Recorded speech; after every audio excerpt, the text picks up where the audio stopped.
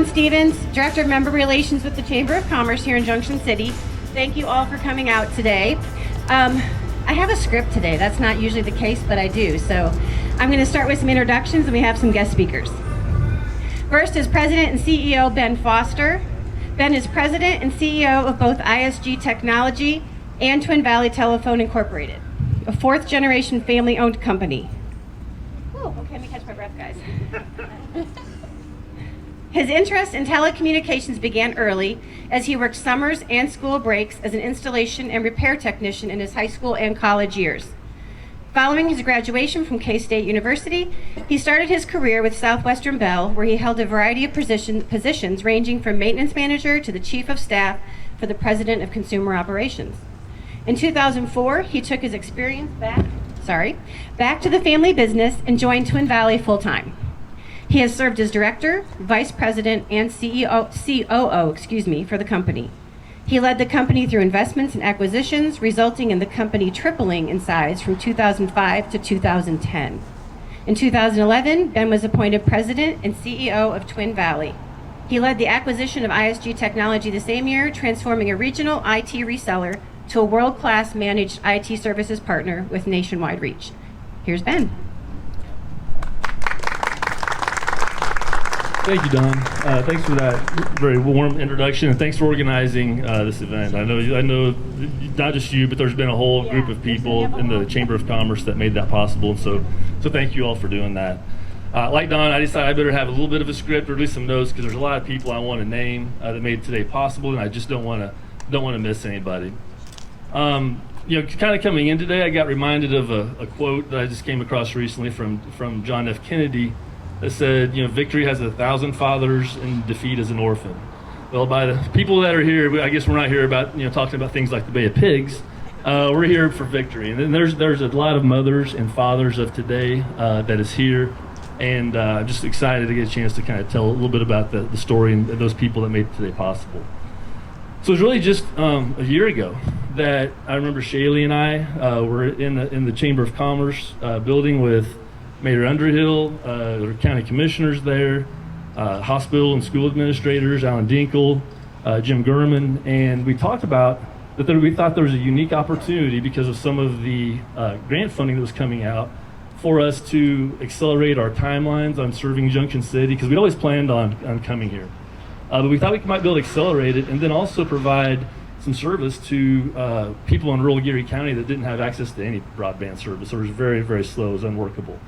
And from that meeting, I could tell from the teamwork that was there and the type of reaction that we received that this was a place that we wanted to be. It's not just about getting the letters of support and some of the other things. It was like, this was a community that really wanted to take that next step and already prepared itself to do that. So I'll tell you a little bit more about what that looked like. So we did get the letters of support. There's a whole story that goes into that I don't have time to share, but the team went to work and started doing grant funding, for it, and put those applications together. And I guess I should stop also and say, if you guys go back and remember the CARES Act and the block grants that got awarded to the different states, there was a big process that it took to even figure out what are the priorities of that state. And Senator Tom Hawk is here, and he served on the executive committee, bipartisan executive committee appointed by the governor to figure out what are the priorities for Kansas. And I was happy because I've known Senator Hawk for a long time, and I can tell you that broadband and economic development and telecommunications, particularly for underserved areas, has always been a passion of his, and we've connected over that over the years.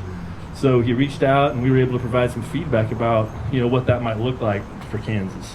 So I appreciate your involvement in that committee. Once that got allocated, I believe there was $65 million across all of the state. Then there was like, how are we going to do this? I mean, that's and I'm sure Stanley Adams is here. You'll hear from him in a second.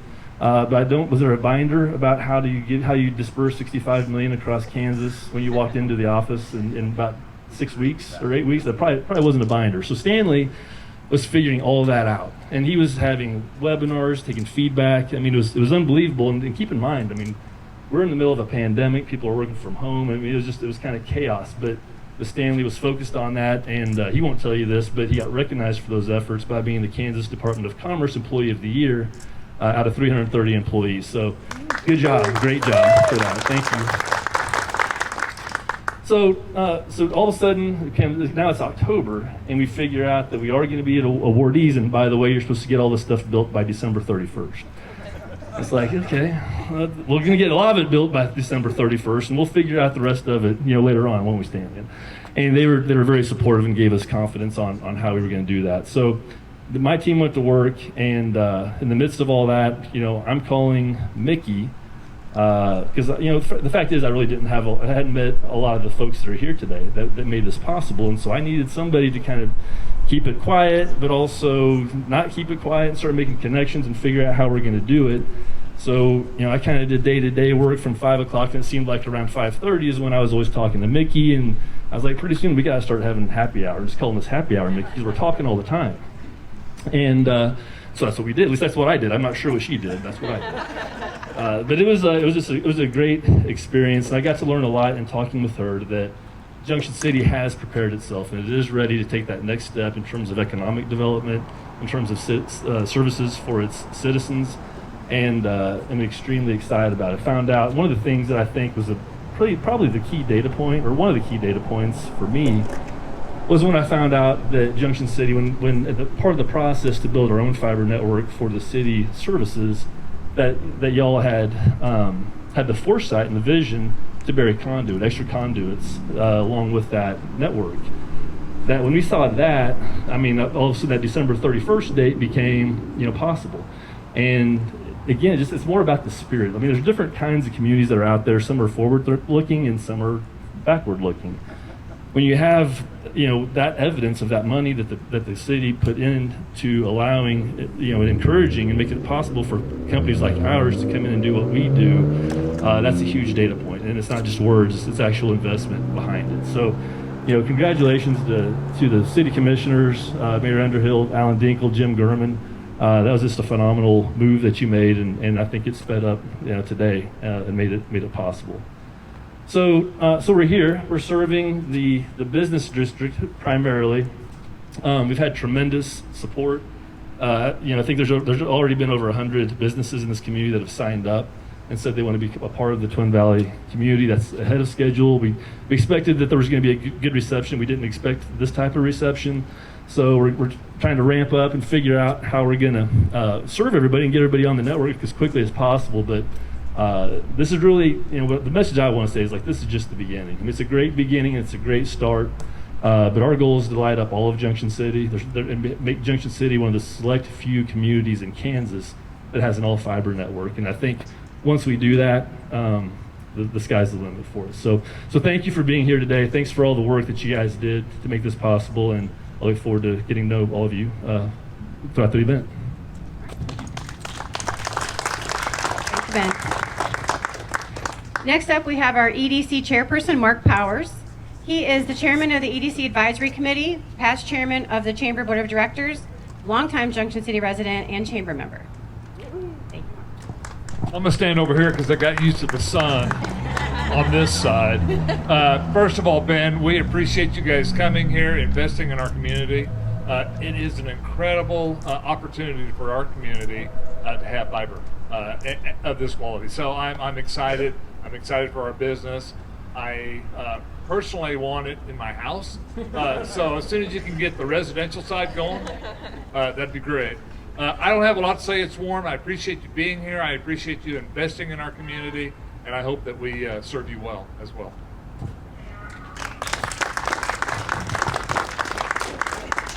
Okay, City Manager Alan Dinkle. So Alan Dinkle was appointed as the Junction City Manager in 2014. He's been in city management for over 32 years in 5 Kansas cities: Oakley, Hoisington, Abilene,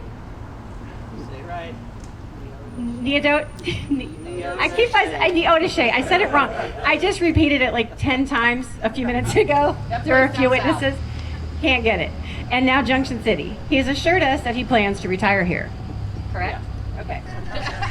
Alan's side hustles include auctioneering, and during the summer county fair season, he judges livestock shows. He is a country boy at heart, but we have him here. As the Chief Administrative Officer of the city, Alan provides direction and general management for all functions for the city, prepares and submits the annual budget and capital improvement plan, and manages a comprehensive public information program. Alan has always stressed that the best reason to live and work in Junction City is its people. You're important here the minute you show up. So here you go. Thanks, Dawn. And I went to grade school in Junction, Kansas. So we didn't put that down. We could have done that. You had to really struggle. So The Yoda show is hard enough. the Ocean is hard to. Junction's a bit smaller than the Ocean. Yeah. But anyhow, hey, it's a pleasure to have you all here. Welcome to Junction City. Great to partner with Twin Valley and then come to town here. Little backstory here. About 2.5, 3 years ago, Jim Gurman, my IT director, says we need to get fiber. We've always had fiber between here and our police department, but we didn't have it to our water plant, our wastewater plant, and all of our city facilities, our public works building. So put together a deal, and the city commission approved about 2 years ago to install fiber. Well, Jim came, and and the commission was very excited about it. Hey, you know what? Maybe we just need to do a citywide fiber thing and become a utility. And I've been on public utilities, electric side, but never on IT side and fiber side. So it's like, well, let's get us started at least. So we laid the fiber in ground, and Jim said, instead of putting just a little conduit in the ground, put big conduit in the ground with a lot of different tubes in there. And the commission says, that's only 50,000 more, let's go for it. Well, roll around to last year, and of course last year ended up being a different year. As most of you know, I started the first day of the year in the hospital last year for 2.5, 3 weeks. And then COVID hit, and then all of a sudden this money come flowing in Twin Valley.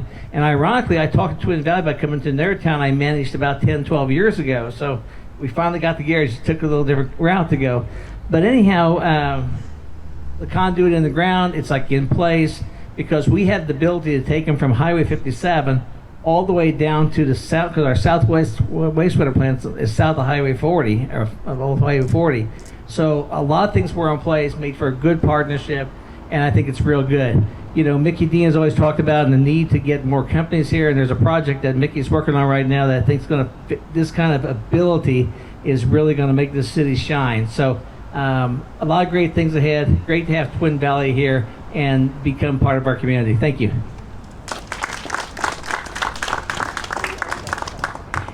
And last but not least, Stanley Adams, Director of Kansas Office of Broadband Development.